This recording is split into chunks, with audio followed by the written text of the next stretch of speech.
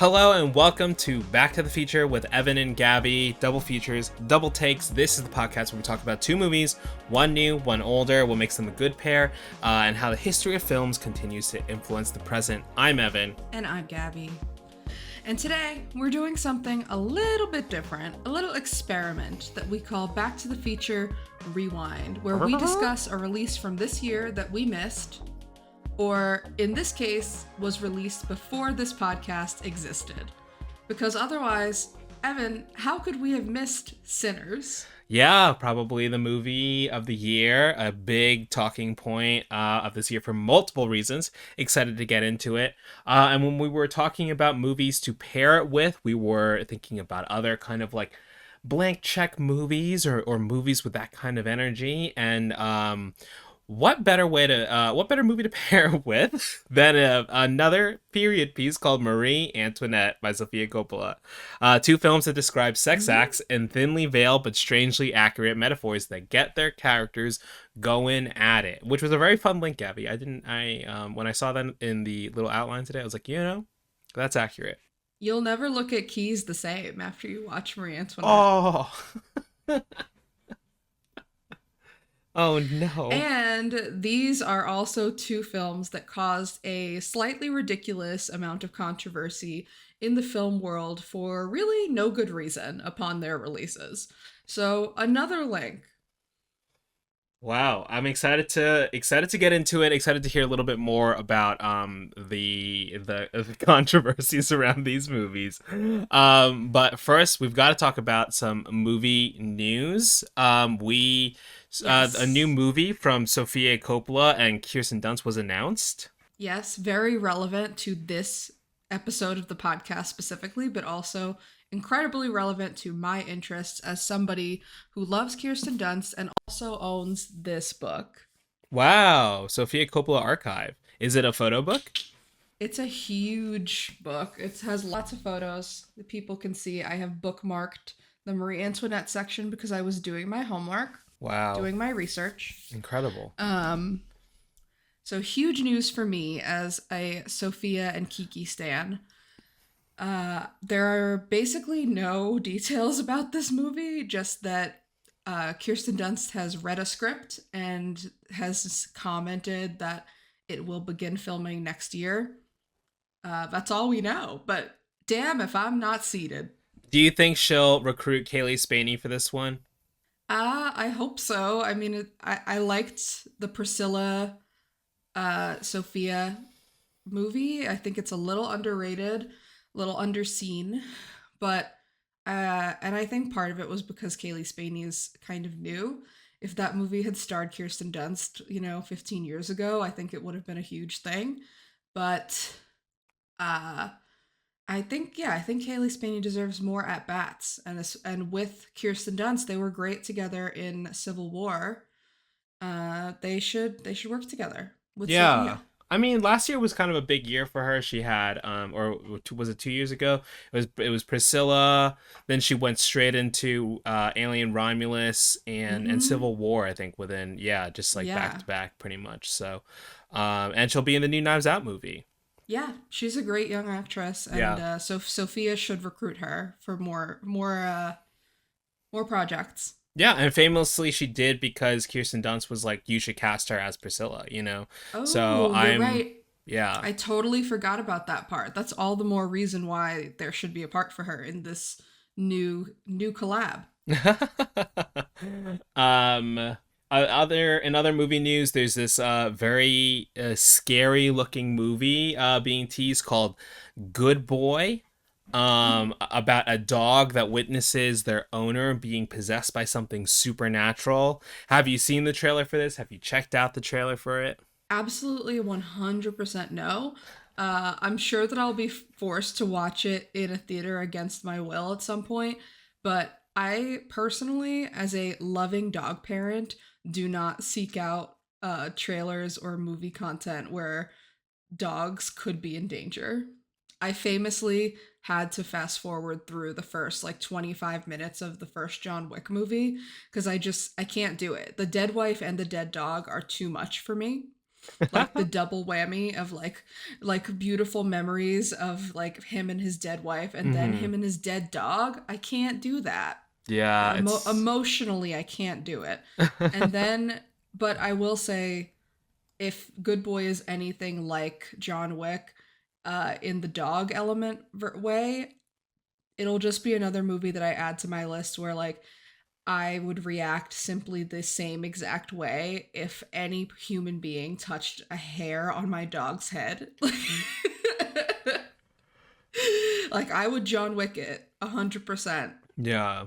I mean, early reviews of this movie do seem like it's pretty, like, legitimately pretty scary, and I think a lot of the searches already, there was something being like, yeah, the search terms already around this movie are "Does the dog die?" and "Good Boy," which, so Mm. it's a very valid concern, right? Like, I think that's not you and probably a large share of the movie going population don't want to No see this one dog get hurt. no one wants to see a dog die. Yeah, that's true. That's just a PSA that I have for all filmmakers. Nobody wants to see the dog die. Yeah, I Am Legend. Dog dies and I'm Legend. Spoiler. Spoiler. Sorry. R.I.P. R.I.P. to all those dogs. Yeah. Um yeah. So I'm curious because it does seem like it's a really interesting year for horror in general between Weapons, Together, and Sinners. Three movies that are have really been like you could say pushing the genre, but just like at least doing something different with the genre in different, in various ways. I mean, we had a discussion about Weapons, whether or not it was like really like Mhm. a horror movie. I think that same discussion may come up here in Sinners as well. But it seems like it's a really good year for the genre overall when you have things like, the last Conjuring movie, you have these kind of like mainstays of a Final Destination. I know you did last time a reboot, but then you have these newer, Bloodlines. yes, Final Destination Bloodlines, but you have these newer things like mixing it up. So, and of course, we have the Black Phone 2 to look forward to at the end of this year. I will watch Ethan Hawke do absolutely anything, so I will watch the Black Phone too if that's part of my completest agenda for Ethan Hawke. We should cover the Black Phone too and pair it with First Reformed. Oh, I don't want to watch the Black Phone 2 though. But I really want more people to recognize First Reformed as a Can masterpiece. we just pair it with something else? First Reformed, Yeah. I'll keep it high on my list of movies to pair with. Let's do Fire and Ash with First Reformed. Avatar Fire and Ash. No, Evan, we've already decided that we have to pair Avatar Fire and Ash with a Smurfs movie because it's also about blue Oh, people. that's right. Yeah, yeah. Well, We have to be held to our the promise. Neil Patrick Harris Smurfs movie. Well, it can't be the one from this year. It's too recent. Yeah, and I think it flopped. I didn't hear It anything definitely about it. did, but we. Nope. Sorry to Rihanna. Yeah. Um She really put her soul into that. yeah. Smurfette gone too soon. Pour one out for Pour one out. Smurfette. But we're not here to talk about Smurfette. We're here to talk about Sinners. What was your kind of like movie going experience when you saw Sinners? And did you rewatch it for the podcast? Evan, I'm so glad that you asked because I have now seen this film 4 times. Wow. I saw it twice in theater. Yes, I saw it twice in theaters, like normal format, kind of just a regular screen. Maybe it was IMAX, but it was not on film. And the first 2 times I saw this movie, I really liked it. I thought it was very accomplished. I didn't love it. Like I really wanted to love it, and I went in wanting to like have a new movie to rave about. And I had heard, people raving about it. I was so excited. And I came out of it and I was like, something is not clicking. Like I don't know what it is. And then third time I saw this movie, I went to see it on 70 millimeter at the Vista during the like kind of revival when the demand was so high to see this movie on film that they brought it back to the Vista. And I am so glad that I did that because see, I don't know if it was the format change or the audience that I saw it with, but I came out of that third screening at the Vista absolutely like soaring on the power of cinema. I was like, Wow, this interesting. movie rocks. This is incredible, incredible shit. And yeah, it completely changed my tune on the movie. Maybe, yeah, I don't know if it's because the first time I saw it, I was like, oh, there's a lot of lead in to this. Like the first half is kind of slow, but after I had seen it a couple times, I was like, wow, this is just zips by. um, and then, yes, I did rewatch it last night for the first time with my partner, and she did not want to see this movie with me in theaters because she liked the trailer, and then she was like, oh, but it has vampires? No. And she just, and even last night, she was watching the first like hour of it with me, and she was like, this is amazing. This is incredible. Like, this has to be the best movie of the year. I don't remember the last time I saw anything like this. And then it got to the like Remick showing up and like on the clan member's doorstep, and she was like, "Oh no, is he a vampire? Turn it off." She was just not here for the vampires, but she still liked the movie a lot. She also, it was fun to watch specifically with her because she's not like as big of a maybe a avid movie person as the Hmm. two of us are. She loves movies, but she did not notice for three-fourths of the runtime of this movie that Michael B. Jordan was playing two of this like twins. Oh my Like it was the god. same person. That's so She was like, funny. wait a second, they're brothers? She was like, I thought she was like, they called them the twins. I thought that was just their crime name or something. I Their was like, crime name. they have. I was like, they have the same face, babe. And she was like, no, that one's facial hair is a little bit different. And I was like, doesn't matter. They're the same actor. Oh my god. So it was fun to watch. It was fun to watch. It was my first time watching it at home. And I'm proud to say, on behalf of Mr. Coogler, it holds up at home. What about you, Yeah, Evan? How did you first see the movie? it does hold up at home. That's right. I first saw the movie in IMAX 70 millimeter Universal City Walk. The ticket that I got for myself because I knew this was one I wanted to see as soon as possible, and I didn't want to coordinate trying to get IMAX tickets with other people. I saw it.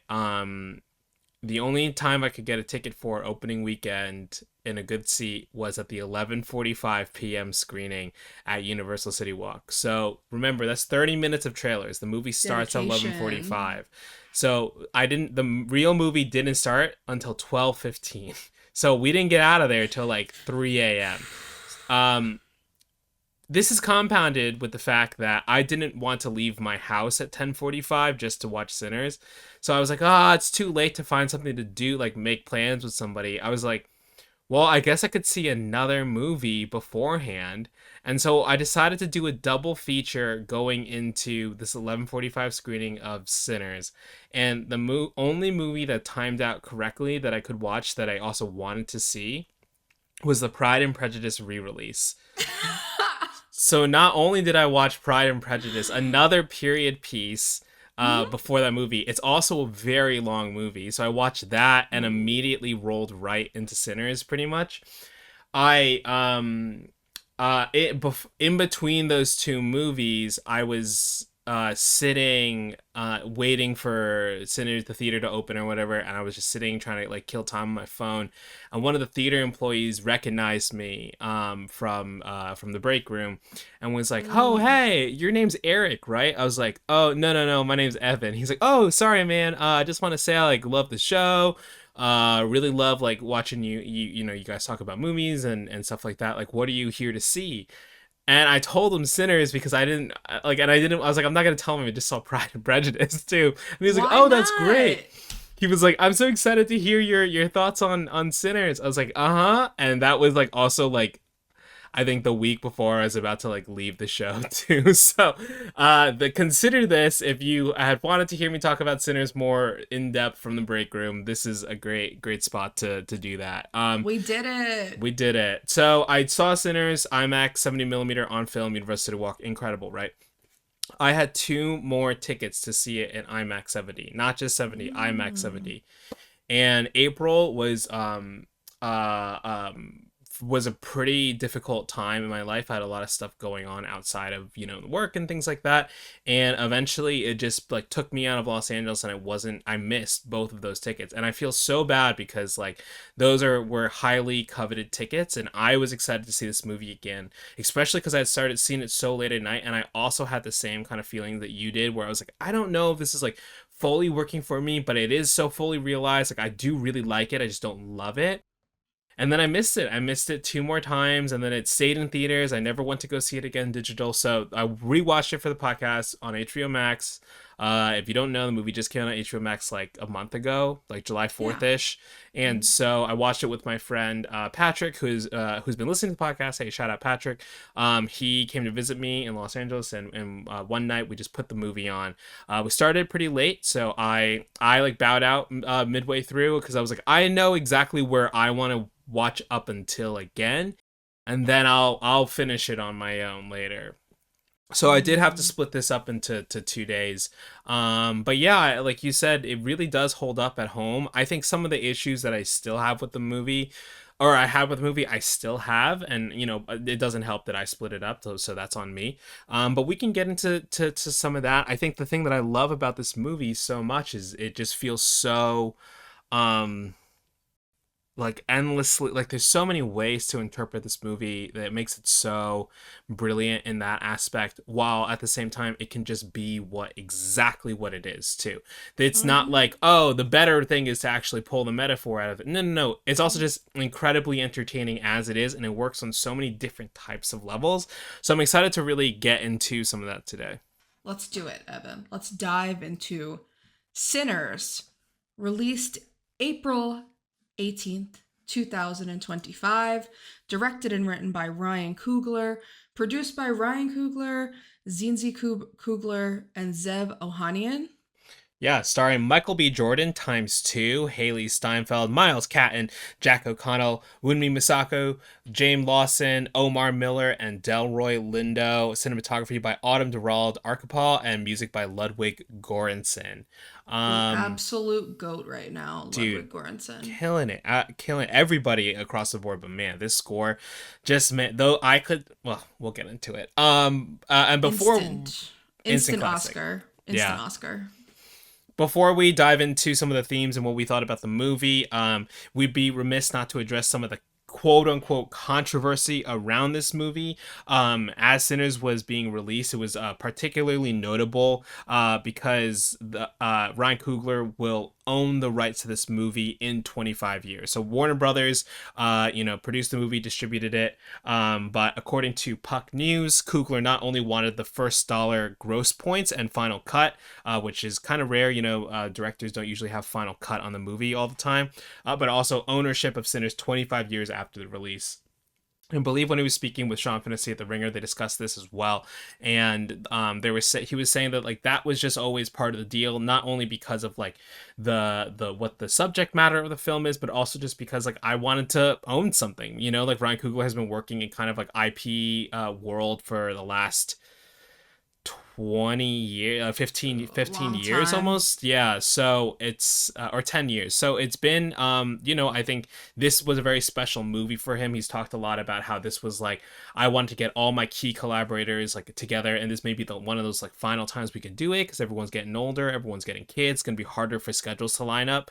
And so I think Mm-hmm. that all that going into this, as well as again what the movie's actually about, of just wanting to like, well, like, yeah, 25 years later, like, let's get the rights back. And that was always part of the deal, seemingly, that like that was like someone was gonna take it, and it just happened to be Warner Brothers, right? And Yeah. at the time, Warner Brothers was kind of not doing so well. Obviously, they've turned it around incredibly this year, Ooh. between Sinners, the Minecraft movie, Final Destination Bloodlines, Hot and streak. A Superman. huge hot streak. Yeah.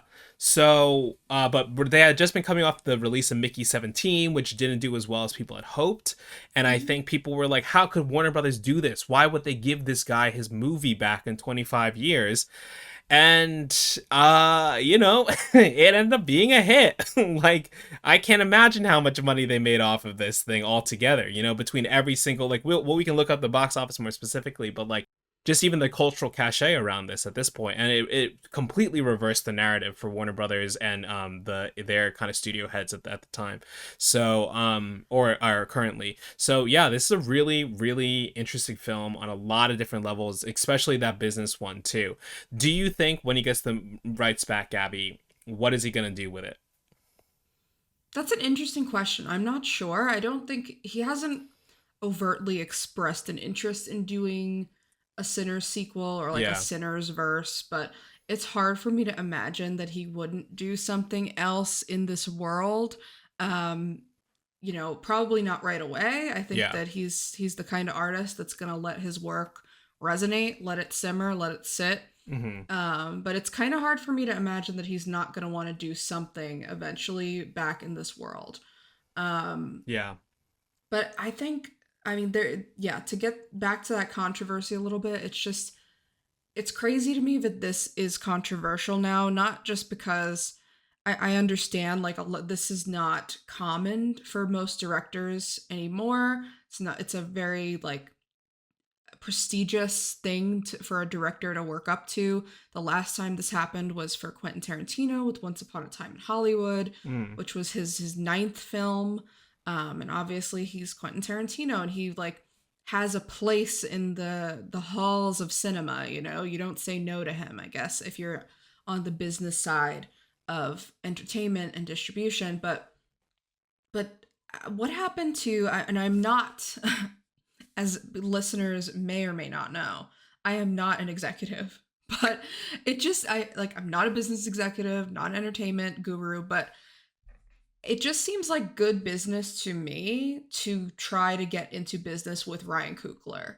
Yeah. Like Yeah. I like give him what he wants. Like yeah, like it's kind of like wanting to be in business with Scorsese in the 70s, you know? Yeah. Like this is a director that has had success and is taking off and wants to do their own original story. Give them the check. And I mean, I know that this movie's budget was reported to be somewhere between 90 and $100 million. That sounds like a lot of money, but we're also in a world where like Warner Brothers 100% spent more than that on Superman. They spent more than that on, like Disney spends $250 million on every Marvel movie or more.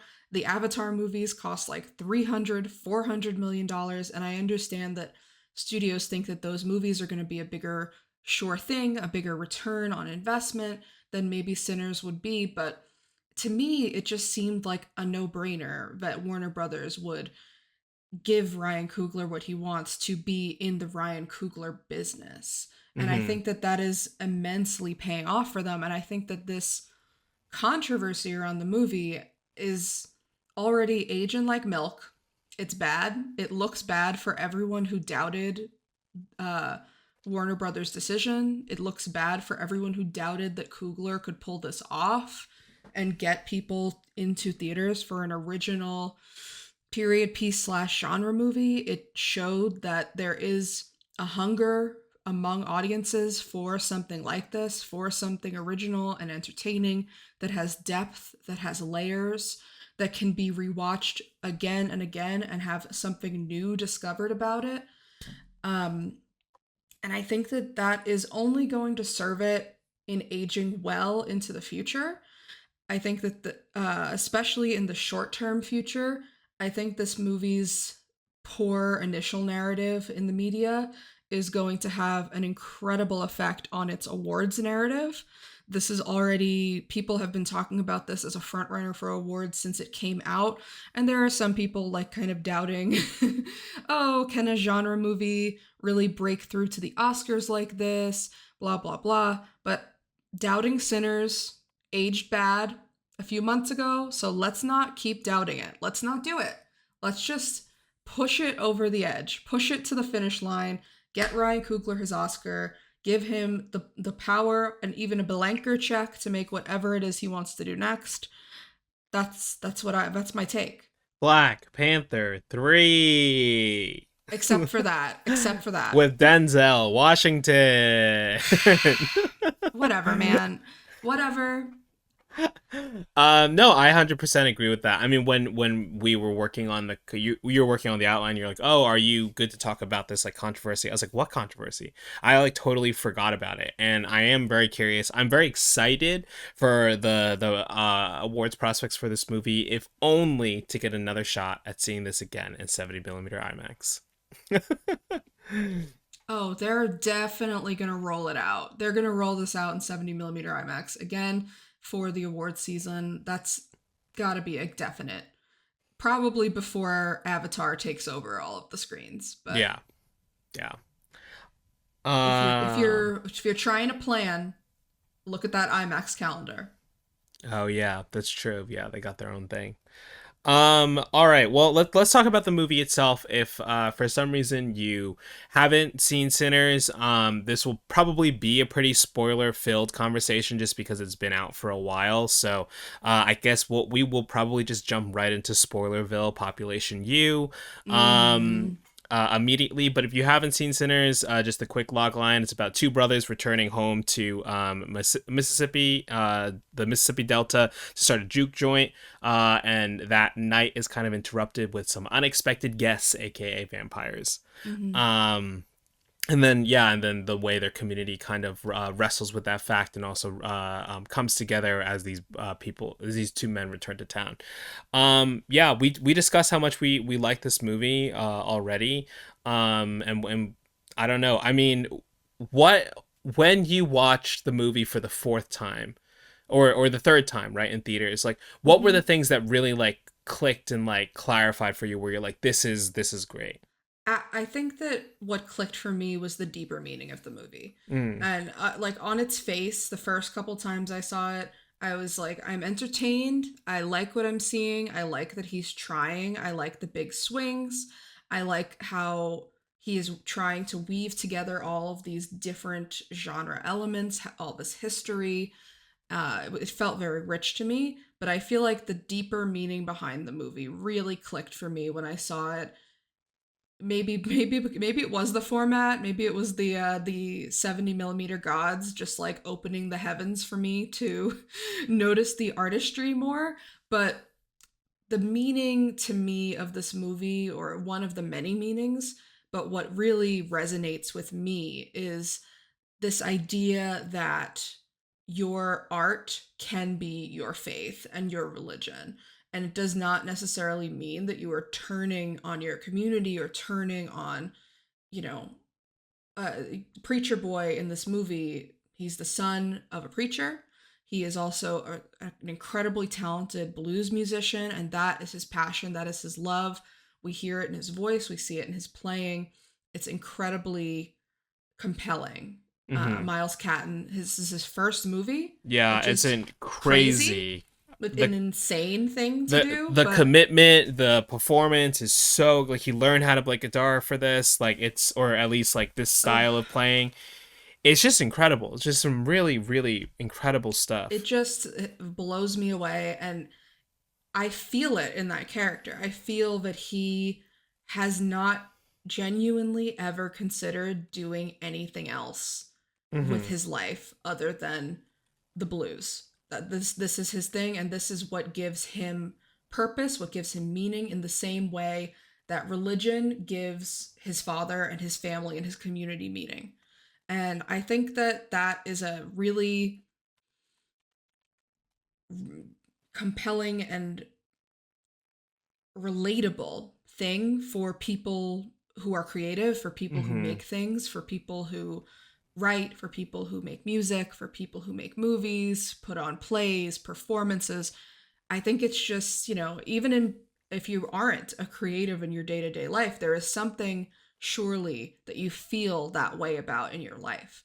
And I think that that message really clicked for me, and I felt more of Coogler in that way. Yeah, like this idea of like you are called to do something so which feels so in line with how you already feel about the world, and the way that people doubt you, or the way that people can start to can try to take advantage of that, or take that away from you and like your agency around that, like is some is more of like kind of where I was gravitating when I was watching the movie, because it isn't even like, oh, like white people bad, sucking culture and leeching off, because like you even hear Remick say like my people were dominated too, right? It's like this idea that there are people who are generally going to be bad faith people who want to take advantage of someone else who is doing something so special, or a community of people that are doing so special, and how can we profit off of that, or how can we or insert ourselves into that, right, in the vampire way of thinking, and then suddenly take that for ourselves, right? Two different ways of looking at that that experience of creation and community. And that's, I mean, that's what Yeah. I like love about this movie, because I hadn't even considered the idea of like artistry can be religion like in that exact terms. But like I do think that this movie does, like you said earlier, is incredibly layered and allows itself to be read in so many different ways like that. Yeah, I think that that's what is going to ultimately make it timeless. I mean, Mm-hmm. the action, the set pieces, the vampires, Michael B. Jordan in Rambo mode is what makes it entertaining, and those scenes are incredibly rewatchable, but the layers of it is what's going to resonate with audiences for the rest of cinema time, you Mm-hmm. know, is how I feel about it. And I think that what struck me last night watching it for the fourth time, and really sitting with it in my own home kind of, was the metaphorical vampirism, the like Mm-hmm. what the vampires represent, not just, on their face, not just as a threat, but also as you were kind of alluding to, as trying to take something from from Preacher Boy, from these talented, passionate people, and take it for themselves Mm-hmm. to get into touch with something that they love more. Mm-hmm. Like Remick the vampire in this movie, played incredibly scarily by Jack O'Connell.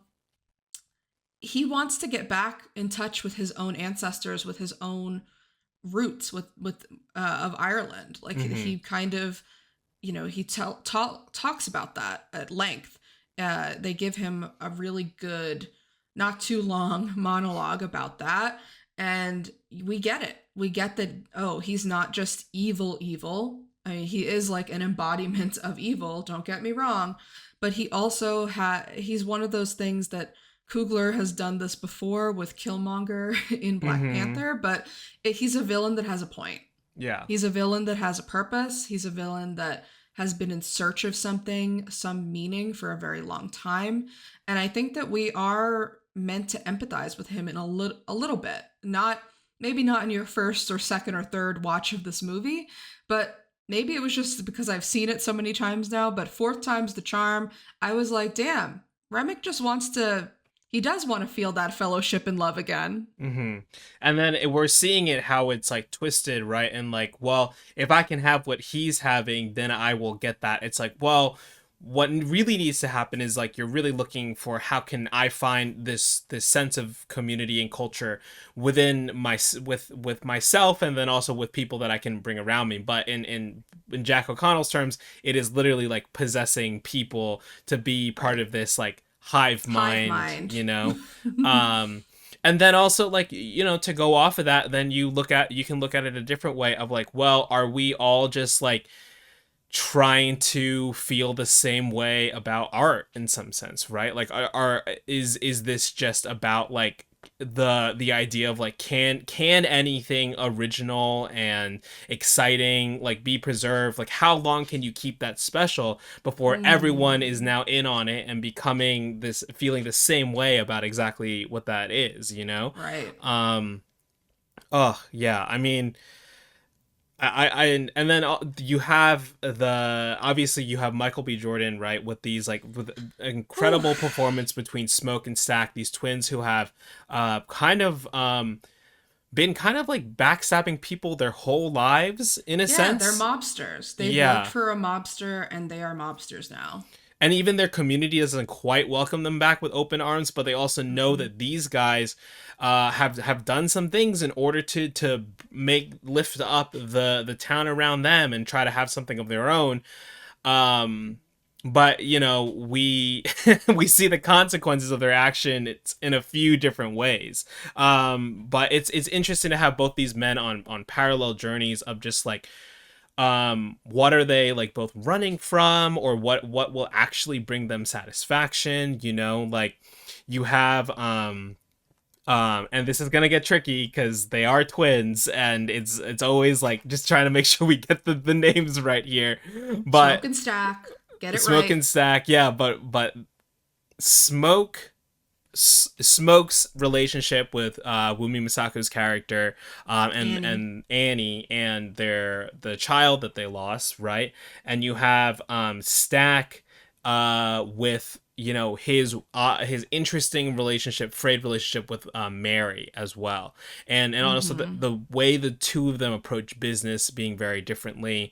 Um, I don't know. There's just like a lot going on there. I had like a fully formed thought that just like flew out the window, but I Well, mean, it's really I want great. to say how successful the differentiation of their characters is from a writing perspective. I Mm, mean, it helps that their costumes are color coded, like yeah. their facial hair is slightly different, like they have a slightly different look about them, but the performance and the writing really brings these characters to life. Like Michael B. Jordan is able to give both of these men distinct personalities to the point that, I mentioned earlier, my girlfriend thought they were two different dudes. She Hmm. did not recognize that they both had Michael B. Jordan's beautiful face. But it's a real feat of storytelling and of Michael B. Jordan's performance that we can differentiate their stories and we can feel for them differently. Hmm. But at the same time, this movie, it is a brotherhood movie. It's a sibling movie. It's like about family to a Hmm. degree. Also, there's that climactic scene towards the end where Stack says to Smoke, "There is no me without you." Mm, yeah. Because at that point Stack has become a vampire, and he is trying to kind of convince and or forcefully bite Smoke into joining him, because he's like, there's no me without you. I have to do this with you. Hmm. He can't fathom being apart from his brother. And I think the movie does an incredible job of establishing the relationship between the two of them in such a short amount of time, when you really sit back and consider how many times they're on screen together. Yeah. It's not that much. Not that much. They don't have a lot of screen time, two people on screen at the same time. The movie splits them up a lot, whether it's to deal with the business sides that they deal with or to deal with their separate relationships. When we see them together, it's fleeting, but it's very lived in. Like we can tell. We know the difference. We know their backstory, we know their history, and we know how much they mean to each other. Yeah. I 100% agree with that. Like, especially I think that intro scene, and then like this, like, of them arriving back in town together, Mm-hmm. but then you get the scene where they're in the juke joint, and they're debating whether or not they should take plantation money, and you're like, "Oh man, like this is now we're seeing like the like even though they are so much like on the same team, they have a different approach to what this is going to mean Yeah. for them, and it is this going to Yeah. be a rift in some form, and it ends up being a rift in a sense, right? But then obviously there's some vampires Yeah, involved. it's like a tease. It's like Yeah. what their biggest problem could have been Hmm. is that, yeah, Smoke is like, I am only taking real money, and he tells Annie that earlier in the movie too, when she accepts plantation money at the small store that she runs. Hmm. He tries to give her real money, and she says, I don't want your money. Your money comes with blood. And he says, no, my money is power. Yeah. I've been out in this world, out of the Delta for years, and I know that money is power. And I think it's a powerful scene that she is saying, I don't want your power, I don't want your money. Like, Hmm. that's not everything. And I think that Stack has a little bit of that mentality as well. He is more like, this is a community. Like, we're doing this for this community of people that don't have another place. Who cares if they pay with wooden nickels? You Yeah. know? But Smoke does. But it's kind of a fake out though, because that seems to be what their problem is going to be in the long run. Hmm. But Coogler's magic trick is showing us that they're not going to get a long term. Yeah, and part of that too, right, is like that interaction comes shortly is shortly followed by the arrival of the vampires, in the sense that, like, Annie says that she's been praying for them and like keeping them safe, and the way the movie deals with kind of like mysticism in general, and stuff Hmm. like that is really interesting. Because like there's a reading in which that, like, maybe if you never took the money, they never would have heard Sammy's song, and they wouldn't, like that could be part of it too. um it's Well, I think yeah. there is a reading to this movie where you could say that Smoke and Stack are the threat to the community before the vampires That's arrive. true, they're the Because sinners. yeah, they are. They're coming from the north. They're coming from all over the world, where perspectives are kind of different, where money is different, where power is different, Hmm. and they're bringing that mentality back to the Delta, back to where they were raised, and it's not necessarily welcome, Yeah. and it's shaken things up, and there is a vampiric element to, if they had run the juke joint for a long time and had taken all of these workers real money instead of plantation dollars, how is that not a form of vampirism, of like Mm. zapping the community of their money, of their power, as Smoke would put it. um Mm. I think that there is a reading for it there. But again, Coogler is pulling magic and he's saying, yeah, that's there, but first, vampires. Yeah. Yeah, it's also, like, have to shout out like Lee Jun Lee and Yao, Grace Chow and Bo Chow, like, incredible detail for Coogler to incorporate, the Hmm. kind of some kind of real world examples of like how, Chinese people who had arrived in America, like, had to working stores both catered towards the black community and the white community, real thing. Like, I feel like some people may have seen, Hmm. like what are these like Asian people doing in the South, like, is this some type of like diverse casting thing, but it's founded in real like history, which is Yeah, this is incredible. real. Don't um doubt Ryan Coogler like that. He does his research. um I will, just to pivot a little bit, I think, just because we're kind of on the topic of like, what the movie decides to spend time on. I think that is the thing, even on second watch, that I do like some of the like structural elements and pacing, and the some of the talk around the mysticism do kind of like bump me, where I'm just like, I almost wish we had spent more time like diving into Sammy's calling of being someone who can reach across space and time, in a sense, obviously there's Yeah. that iconic shot of when he's playing and the bars open up and we see Mm. everybody we see these visions of other performers and dancers from different cultures and different times, like, coming in, like these people who have all had this like power, and this power is what Remick is after, but it's not like, it's almost a MacGuffin, but the movie starts with that sediment as well. Hmm. That it is like, I wanted more out of that. And then, for you were saying, oh, once you watch it a few times, like the intro zips by. For me, like, I could live in that the before the juke joint. I could live in that moment for much longer if I wanted to. I'd love to Hmm. see how these guys are received back in the community. For me, it's stuff in the joint that, like, people are going in and out, and the vampires are going in and out, and like, that's something my friend Patrick had said. He was like, why do they keep doing that? And I was like, yeah, why do they Yeah. keep doing that? Like, that's the stuff where I'm just like, there's so much going on in the movie and it's so special in that sense, but like, those are the things, like, I want to be very cognizant, because I do think there are people who are like out there like, well, I don't know, I think it's a little overrated. I was like, I mean, I think like that is true in spades, but I think it's also like an incredibly special movie, and incredibly so well executed and so well done, and so like wholly feels like original, right? It's like both a movie that has a message and can entertain mass audiences, and we are just like not having those as much anymore. No. Like, sure, there's messages in Marvel movies, but like, I don't know, they're not like this. If you say so. I mean, there I'm being very, very Hmm. generous with The that the statement. only message I took from Fantastic Four First Steps is that they needed to get Galactus to Times Square. End of year supercut of how many times Gabby says that. But I want to talk more about that scene that you mentioned of Preacher Boy performing Sure. and kind of piercing that veil, as they Hmm. call it in the movie. And I think I don't know if I would have wanted more. I think I'm gonna push back on you like a little bit, Mm. because I think that it would have been a little overkill. Like, I think that that scene is meant to be what you're describing, that you Yeah. want. And I know that that scene is also kind of controversial. Some people love it, some people hate it. Some people think that Yeah. it takes them out of the movie.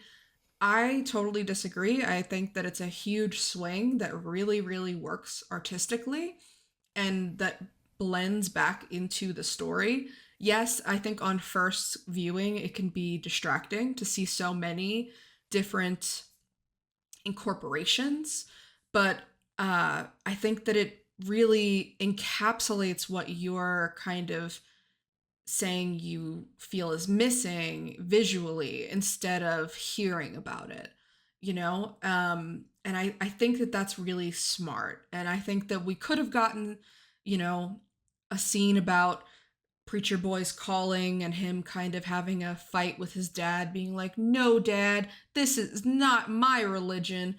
But I feel like that would have been cheesy and it wouldn't have felt true to how we perceive Preacher Boy's actual, feelings, how he feels like he can't necessarily express his love for the blues in his community or Hmm. to his family, and that's why he has to leave. That's why he feels he's got to go.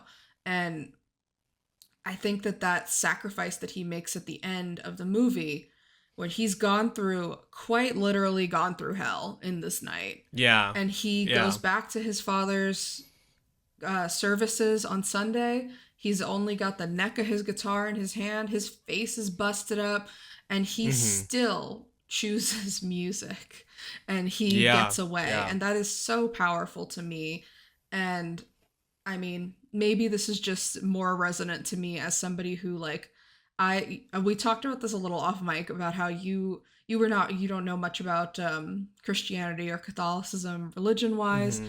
but I grew up going to Catholic schools in a very Catholic neighborhood community, and I used to be told in school that, like, you should be so lucky to feel the calling to serve God as a nun, as a Mm. sister. And I quite literally used to be afraid. I used to be like, what if I hear the call? I don't want it. Like, I I don't don't want the want this call. call. Hang up the Yeah, phone. Give I it don't want back. this call. Like, as a kid, you take that kind of literally. So I Yeah. think that this visual depiction of Sammy hearing his call, seeing his call as music is more powerful to me than anything he could have really vocalized outside of song. Yeah, and it's not necessarily like I'm looking for him to vocalize any of that. I'm just like thinking of like just the supernatural I aspects of it, or the spiritual aspects of it rather, is more of just like I wanted to see the movie explore that a little bit more. But that being said, like I mean, he does have that scene with Smoke, right, where they talk and he's like, you gotta go, like you can't right, you like can't do you this. this. Yeah, yeah. And he's like, I'm or sorry, he tells Smoke that he's gonna leave the next Hmm. day, regardless, right? Like way before anything happens. Yeah, and Smoke is Man, it's like, if just you yeah. pursue music, I'll kill you, basically. Yeah. And when he pulls the gun on him, I Yeah. laughed, but I was like, oh shit, he's serious. Yeah, but then I think that's right. Like it really goes back to like your read on it, which is just like, yeah, this calling, and this is this thing that becomes his religion. Like this is so important that no matter like what the world throws at you, whether it is like vampires or like KKK members, like it is like this is so important to pursue this that it's like in the face of actual like death. I mean, I love the coda too. Yes. Oh, I speaking of the coda, this feeds in. I want to give a shout out to Haley Steinfeld, Yeah. Academy Award nominee Haley Steinfeld. Mm-hmm. I think that this role for her is really interesting. It's very unique. I'm not gonna lie. I the first time I saw this movie, the first thing I did when the lights came up was Google Haley Steinfeld race. Um, but I should have known Coogler. He wouldn't lie to us. He would not. He would not fake it. Yeah. So Haley Steinfeld, multi-talented, multiracial, and I think that the character, a white passing character, is so interesting in this time period.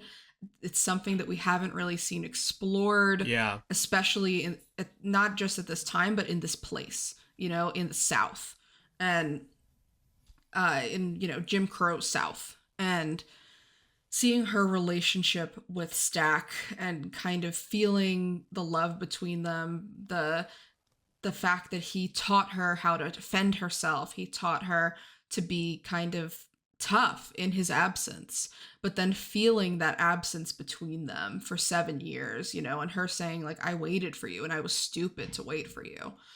That hits. It really does. I think that, there's a lot of longing in the relationships in this movie between Yeah. Smoke and Annie and Stack and Mary. It's love stories of what could have been. But speaking of that coda, we kind of get that happily ever after a little bit for Stack and Mary. They get to live to get happily ever after through, through time, through different generations, Yeah. through changes into where they're in the 90s and they are just popping up into a nightclub together as a happily out interracial couple. Yeah. So, that does, the time makes a difference, the timing. And they have nothing but time now because they vampires. Yeah.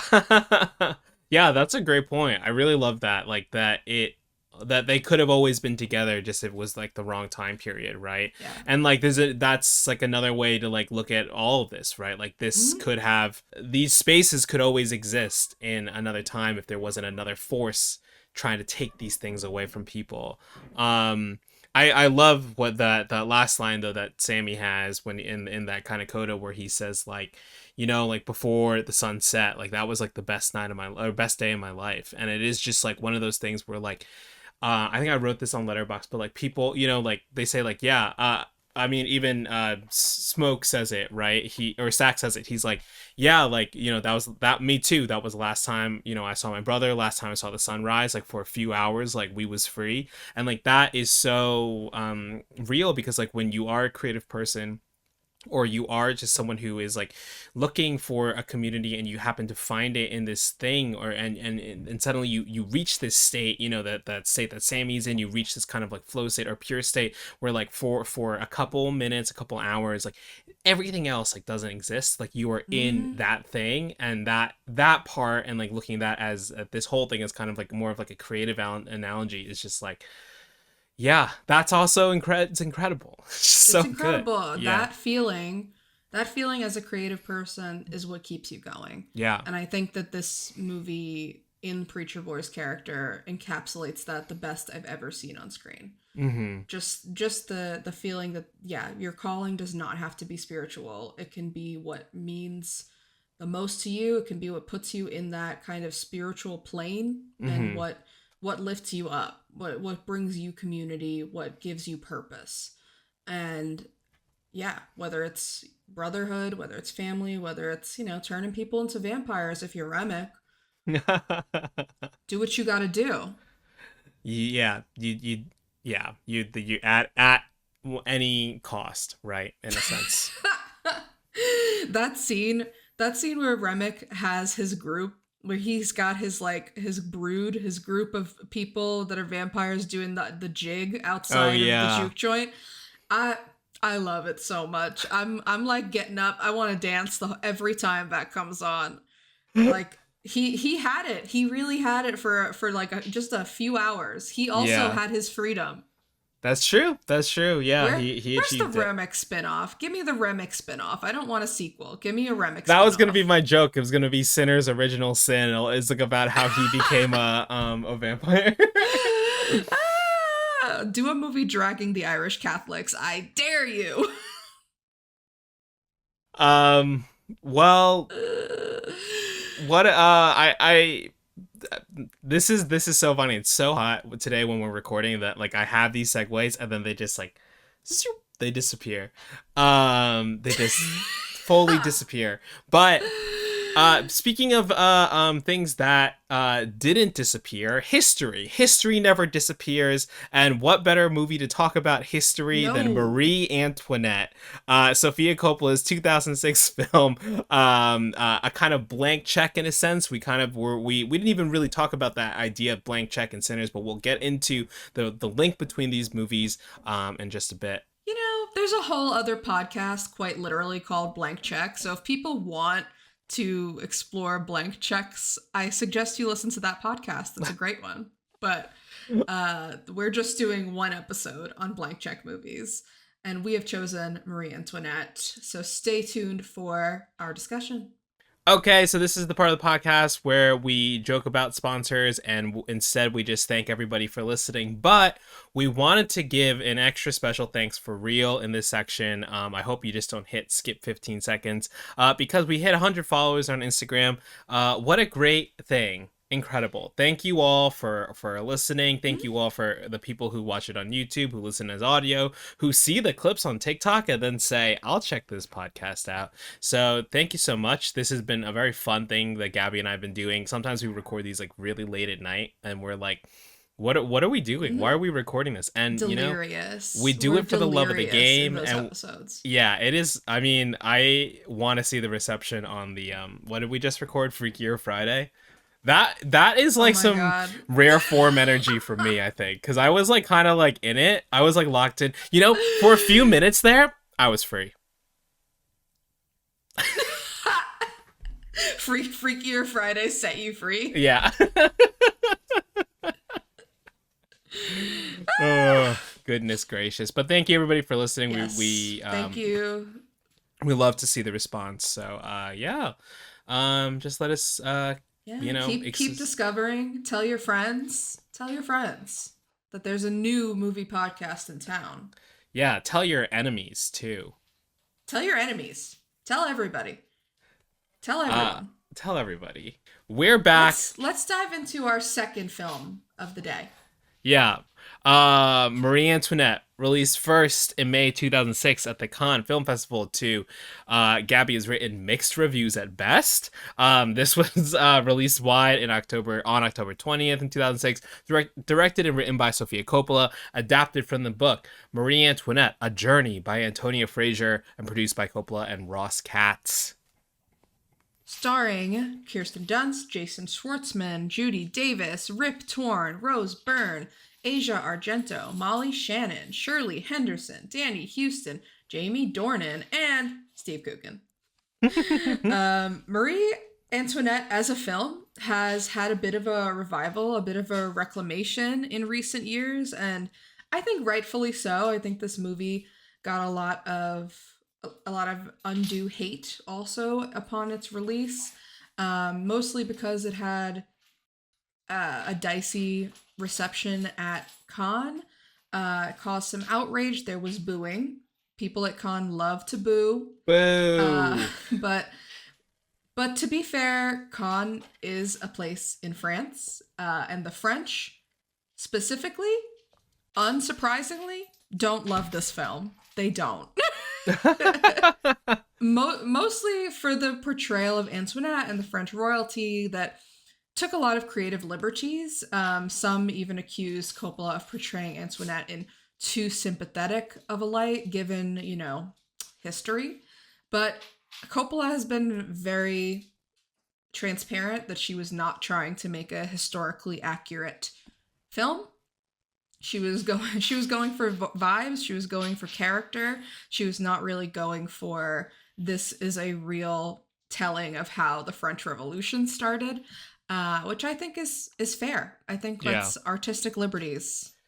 She's obviously way more interested in something very specific happening in this time with those events as kind of a backdrop, but not the point. Like, I think it's a very interesting kind of biopic. It's not even really a biopic, in a certain sense. It's No, yeah. but I think that those are the most successful.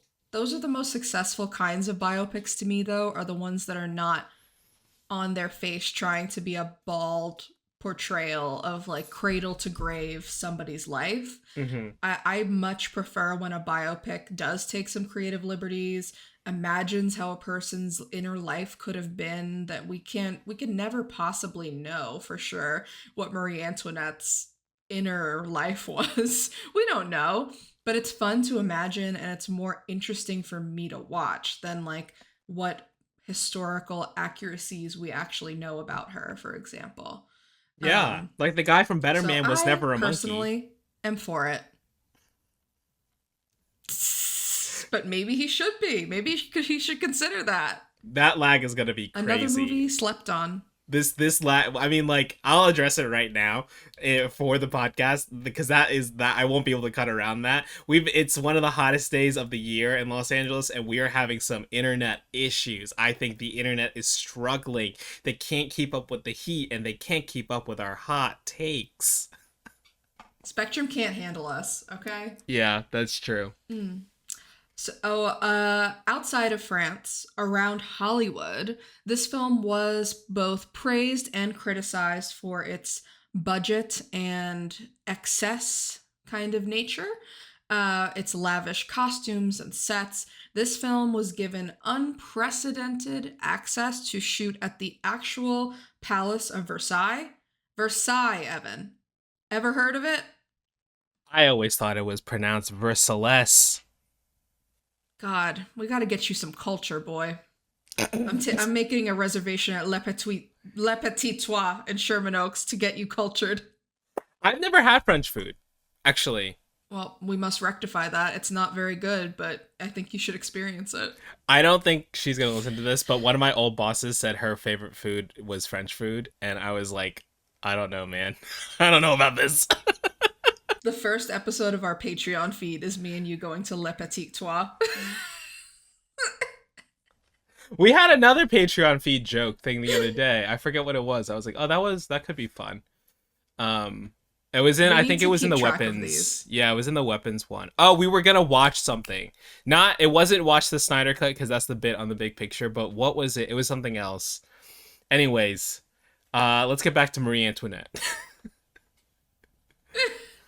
Anyway, just like the backlash to Sinners was tinged with some racial grossness, Marie Antoinette undoubtedly faced some sexist grossness when it came out.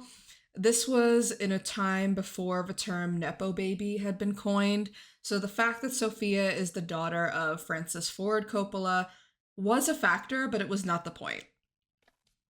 Uh, it was, this budget and this access that Sophia was given was much more a result of the success of Lost in Translation, Mm. which made $118 million and won Coppola an Oscar for Best Screenwriting. And it made $118 million off of a $4 million budget. So Dang. that's a pretty great return. That's a Yeah. good return. So obviously her follow-up, they were willing to give her carte blanche and she took it and she made this movie. But this movie's relative box office failure maybe gave audiences some pause and producers some pause. And I personally think it's a sting that Coppola is still feeling to this day. Unfairly so, in my opinion. She hasn't had like a box office return like Lost in Translation again in her career. A few years ago, a couple years ago now, Priscilla made pretty good money, but not Lost in Translation money. And I honestly think that Lost in Translation I love that movie. It's one of my favorite movies of all time. But it was kind of a fluke box office wise, you know? Like, I Yeah. think that was just. I don't think it was made to make that much money. I don't think she made it like that on purpose. I think she's not that kind of filmmaker by nature. So I think that expecting her to do that again was kind of, you know, maybe unfair, but also I like that they gave her a shot and she did what she did with that money. Yeah. She made this movie, and we have it forever now. We have Versailles on film.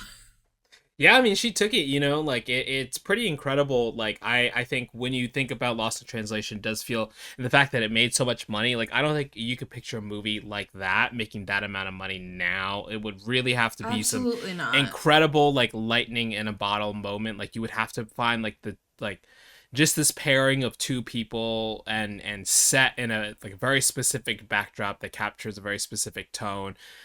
Oh, I don't know. I can't wait to rewatch Lost in Translation one day. I guess when looking, I mean, but also just when looking at the box office, right? Like Sinners has made 365 million to date, against a budget of 90 to 100 million. So this Sinners has beaten this movie already. So that's another Oh, win, I a guess, for the hundred new percent. movie. Yeah.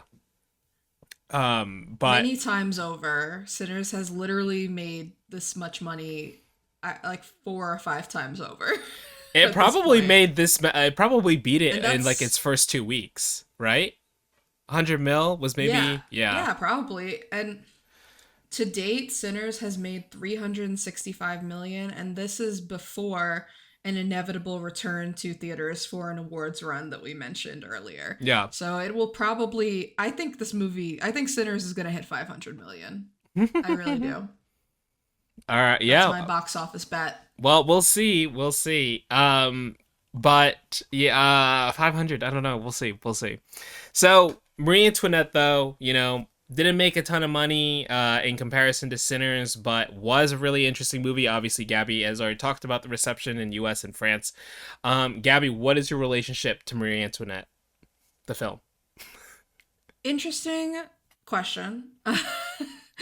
No, this movie is something that I kind of just discovered when I was studying Sofia Coppola's filmography for uh, my own personal history that I keep in my head. Um, and I grew up more. I mean, I grew up in an Italian household. The Coppola family is important in my family. The Godfather movies incredibly influential. Um, so it was kind of news to me when I was in my early 20s. Not that Sofia Coppola existed, but just that she was such, a well renowned filmmaker. And I was like, huh, she makes her own movies. I'm gonna watch these myself. So I've been following her kind of from the time that I discovered that I wanted to also make things. And so she as an artist has had a really big influence on me. Marie Antoinette was admittedly a blind spot for me. I think the first Sophia movie I saw was definitely Lost in Translation, and maybe that's why it has such a special place in my heart. Um, but Marie Antoinette was one that I saved. I didn't watch it right away, and I don't know why. Maybe it was just like period piece. Usually I'm not as big of a fan. I wasn't, maybe it was because I knew that it had a little bit of a negative tinge around it, so I saved it. But I watched it and I had a similar feeling as the people who are rediscovering this movie, which is that this movie is kind of like low key slept on. It looks amazing. The performances are great. It's funny. Like it's not a historical text, but it's better to me. Like it has something in common with another other movies that I love in recent years, like The Favorite, where it's imagining this other time in history of excess of indulgence and showing us the parts of it that we don't know about it from history books, that require some imagination, if you will. And I think that's what really sticks in my mind is the this movie as an act of imagination, of historical reimagining. Okay. Um, yeah, I would agree with that. I was very surprised that that's what this movie was. I didn't know anything about it before, just kind of like was like, all right, we'll watch Marie Antoinette for the podcast for this kind of like blank check esque link here. Um, and when I turned it on and last night, and I was like, whoa, what is this like intro shot of kind of Kirsten Dunst just like sitting here looking like a boss, just like direct to camera. And then when the score hits and then the soundtracks hit, the needle drops hit, and I'm like, and then she doesn't say anything for the first like 5 minutes. Mm. I was like, oh, this is something that's really interesting. Um, on the whole, I'm not sure if I like the movie as much as you seem to. But I do like the approach a lot. I This actually movie, think, it's a vibe, Evan. It's a vibe. yeah, I think that's a lot of her. A lot of her movies are vibes. I saw Priscilla. I saw Sofia Somewhere. is a vibe. Um, yeah, because when I was watching the movie, I did feel like I was like, oh, where have I just recently seen a movie about a woman who's like thrust into this new like a world that's new to her, and she doesn't really have any agency over what she can do. And I was like, oh, Priscilla, and then I was like, oh yeah, they're both Sofia Coppola movies. Um, but yeah, I think this movie is definitely very influential on I mean kind of enemy of the podcast. We keep bringing her up at like almost every episode. Emerald Fennell. Like it was hard not to watch this movie and be like, no, this is like Saltburn coated, you know? No, no, no, Evan. Saltburn is Marie Antoinette Yeah, coded. yeah, You sorry. get that shit right. Yeah. But no, you're right. I do think that, I mean, not to wade too far into Gabby's feminist corner, but you mentioned, yeah, another movie about women with no agency, but and I think that that's a note that people get a lot when there's a female protagonist. It's like, oh, she's not doing enough, she's not active enough. But in movies like this, and especially in, movies about real women who did kind Yeah. of not have agency, I think it's a really acute portrayal of what it's like to be a woman and not have your opinions heard, Hmm. not feel like you are valued beyond a certain measure, beyond your sex, your gender, what you can give. Marie Antoinette, she was valued for giving an heir, and she was not giving an heir in this movie, and that was not her fault. Yeah. That was truly not her fault. Her husband had to be explained how to have sex with her via key making. How is that a woman's fault? Yeah, Danny Houston, thanks for doing that. Thanks for getting Jason Schwartzman ready to go there. No, but clearly no one had given him a talk like that. Yeah. I don't know what the birds and the bees talk is in France, but it should be the key talk. Um, but yeah, I think that Sofia Coppola, I mean, as a prominent female filmmaker, probably feels compelled to address that in her films, not to speak for her, but to address that feeling of being a woman and having a lot of eyes on you, but not necessarily having the power or influence to change anything or to speak your mind. Yeah. And I think that that's something that a lot of her movies study. Yeah, I mean, I think specifically in the case of Marie Antoinette too, right? You mentioned the nepo baby esque issue of, or not issue, but the a vibe of it all too. There is like a reading of this movie that this is like, oh, this is Sofia Coppola being given this check and being like it's literally her experience of making a movie on with a budget, you Mm-hmm. know? It's like, "Oh, A real let's do budget. let's I guess let's try to do the thing that I want to do, but people are telling me that like I can't really do things in that way or whatever, you know? There is definitely a version of that that's like she's obviously very aware of all the issues that you just discussed before about like how women are treated in society at large, right? And like it seems it's very much a clear part of like what her movies are about, but specifically in this film too, and how it's so intertwined with that, as well as just like the way she's treated and the way she reacts to being treated in this movie too. um it's like, okay, so I can't do this, but I can buy all these things and make this thing like look pretty or whatever and spend money to do this, and it's like, I don't know, it's like, yeah, I can make this Marie Antoinette movie, but like I want to make it my way and it's gonna look really pretty, you know. I think there's an interesting kind of Yeah. read on that whole situation. Yeah.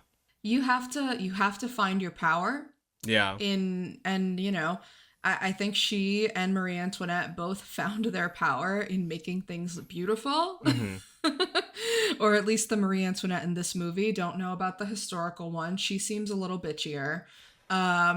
But yeah, I think you're right. I think we're hitting on another link here in the creative metaphorical elements in both Hmm. Sinners and Marie Antoinette, and the authorship that Yeah. Coogler and Sofia Coppola both give to their movies. Their signatures, their creative flourishes are very on display in both of these films.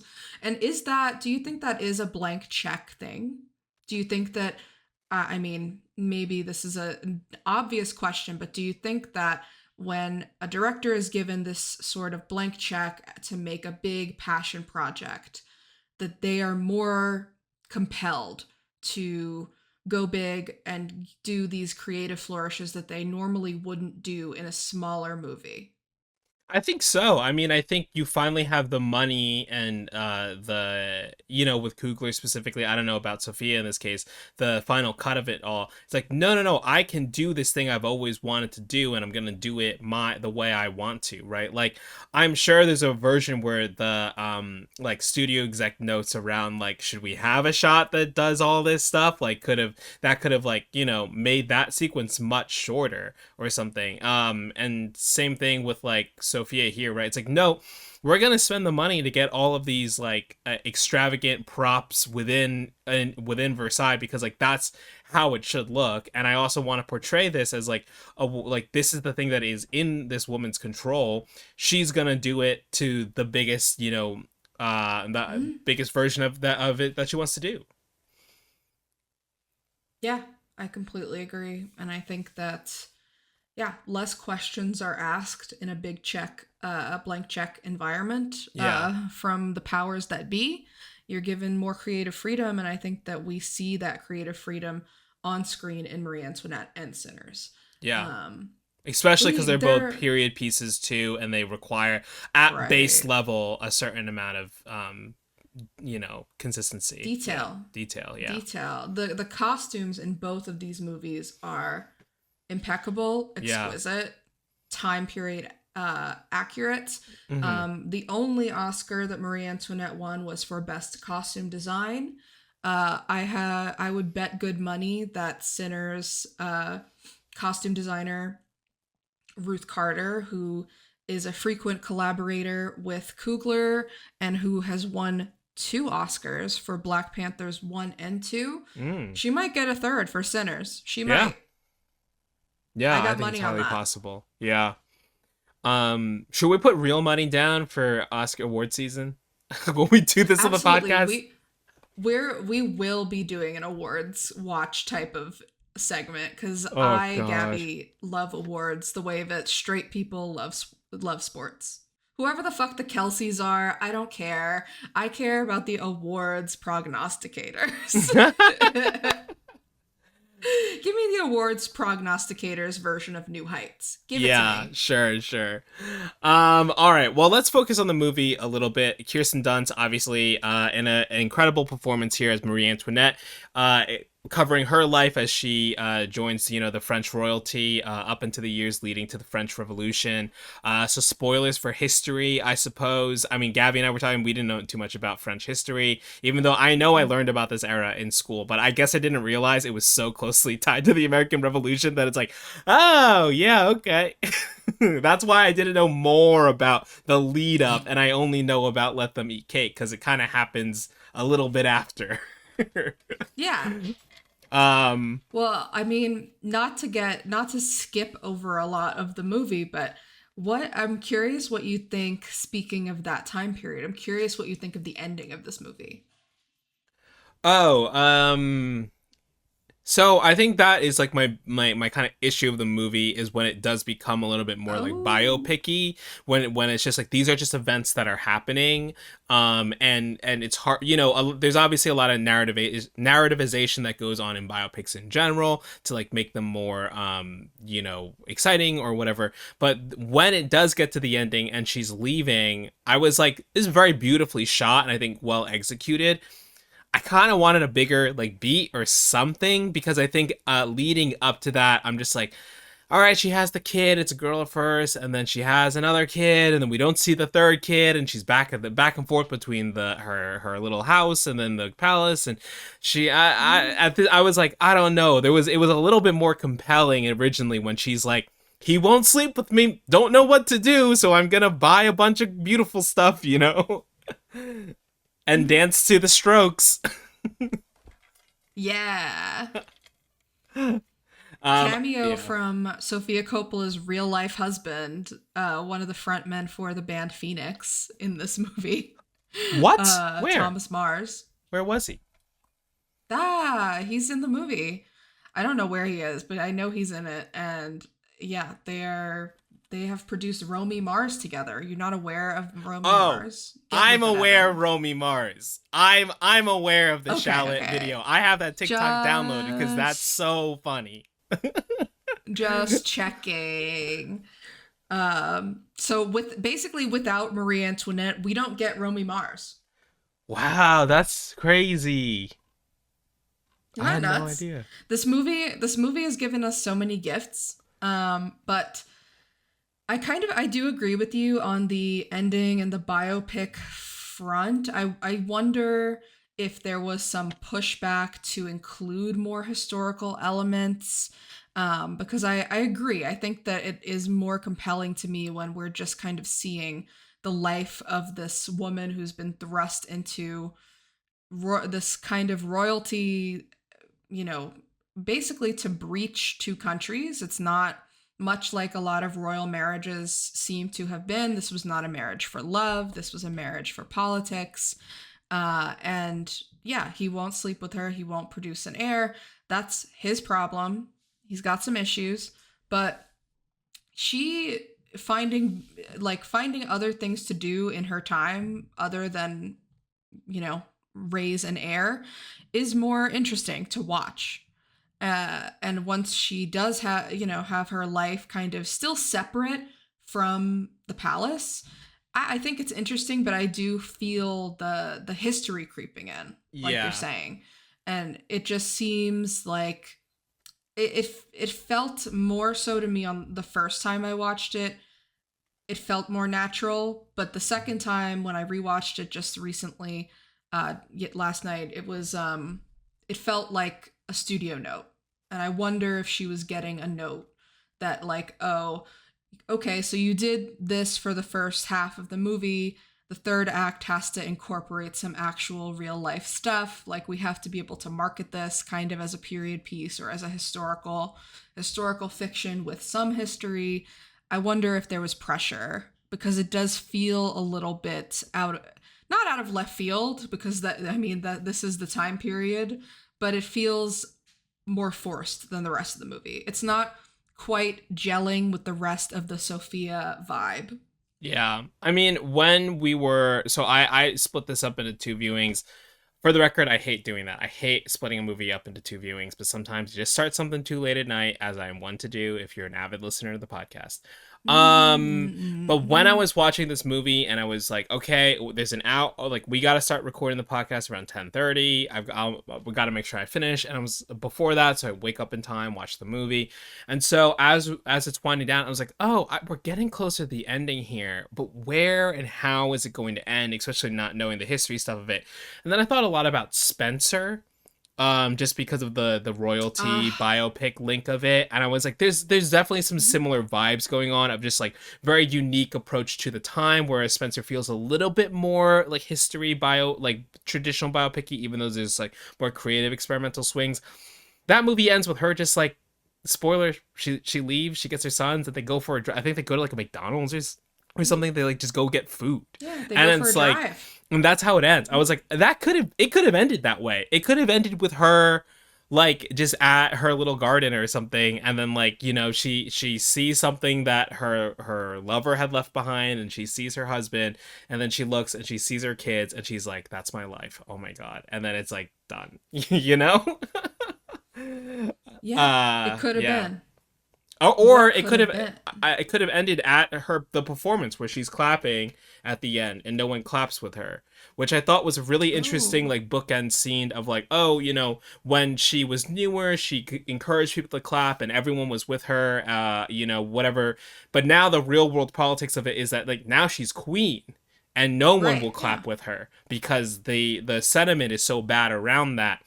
Don't know if we Mm. really got there, but it's interesting in that moment where she's like, oh no, I don't have this same, maybe it's the charm, or there's something I'm not like fully grabbing onto from that scene, but I'm like, but I know there's intent there, there's something there that I'm not fully getting, but it's Yeah. great regardless. Yeah, I love that scene. I think that, yeah, that would have been a really interesting ending. Because, yeah, there's something about being queen that comes with a certain kind of influence and power that maybe, people fear you now. And especially if we're getting to this point in French history where there's a revolution coming, it could have been a good allusion to what is to come and if it had ended with people kind of, yeah, starting to fear her or starting to turn their backs on her as royalty and royalty in general. Yeah, That's very I interesting. mean, the other like reading you can put onto it too that I think is within the text is that like when she's younger, there's a lot of comments of like even her grandfather. The first thing that he does is like see how her breasts look, which is crazy, right? But like Crazy. but well, yeah, but that is like so much of her charm when she's younger is that she is like there's these they say badmouth her as being Austrian, but they also everyone's like she's very pretty and there is this like this girlhoodness of like she's so young when she gets married, she's like under 18 that she can get away with stuff, and when you're a girl these things are like it's possible to whatever, like Mm. even though you don't have full agency, it's like, oh, but she's just like a little girl. But now that she's queen and she is fully she's done the thing that she's supposed to do, she's provided an heir, even when she's in the highest position possible that she can now achieve, she's not given the respect that because she's already done what she's needed to do, and they don't care Yeah, for her being there anymore. she has hit the glass ceiling Yeah. in French Revolutionary times. Um, Yeah. I think, yeah, that's another thematic link as well. You could say that, yeah, Marie Antoinette is sort of a coming of age movie in a lot of ways for the key character. And I think Sinners for Preacher Boy is also kind Mm. of a coming of age. Mm-hmm. He's not the same after that night. I mean, his is much more accelerated, Yeah. but there is a loss of innocence. There is a maturity and, uh, trauma, not to use the T word, that comes with the end of Sinners. There's a change in Preacher Boy Mm-hmm. that I think you could call a coming of age, a very, very fast, rushed coming of age. Yeah. Look at us making links. It's like we do this on a podcast. We're coming off like a week and 2 week break too, and we just hit two Woo! episodes back to back real quick like this. It's Yeah. what we were born to do.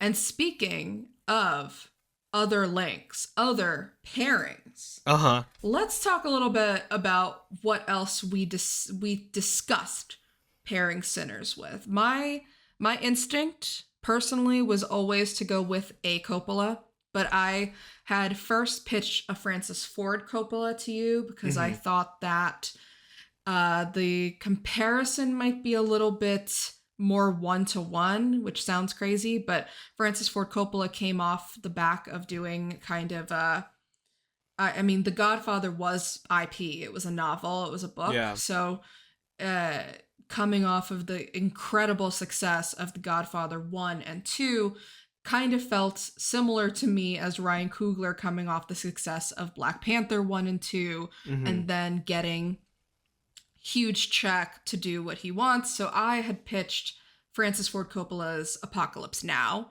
one of the most infamous blank checks in history.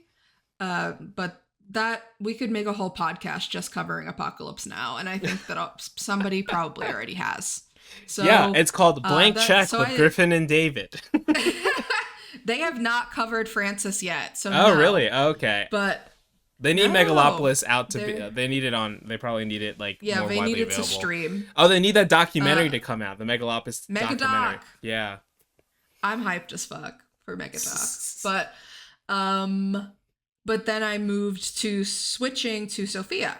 And her probably her only blank check she's ever gonna get, which is very interesting. And I thought was more interesting to me. I think Francis Ford Coppola has had a more up and down career and has been able to write his Megalopolis is like his own blank check that he wrote to himself with his vineyard money, and good for him. Yeah. But so that my mind was always kind of in the Coppola realm. But what you had an interesting suggestion. Tell the people. Yeah, I was thinking a little bit more along the lines of like, Ryan Coogler started as obviously, an indie director with Fruitvale Station, and then just thinking about like who gets the most blank checks out of anybody in a certain sense, and that might be Steven Soderbergh. If not the Russo brothers, but Steven Soderbergh's always getting various like small blank checks to just do whatever he wants. And I thought that was really interesting in a sense of like, well, they keep greenlighting his movies and who knows how much the return they make, if any, but he's out there doing it. And I'm like, I wonder what Coogler's career would have looked like if he never got into the IP verse, if he had kept doing these like movies that kept climbing up with like some successive small hits after hit. Something that we'll never know the answer to, though. Yeah, that's true. It's a alternate history. I guess that wraps it up for us today. Thank you so much for watching. Let us know what you thought of Sinners. Let us know what you think of Marie Antoinette. Follow us at Back to the Future Pod across all social platforms, of course. Check out our letterbox. Check us out on YouTube. Next week we're gonna be doing Caught Stealing. Oh, wow. Caught stealing. Until then, eat cake. Eat cake.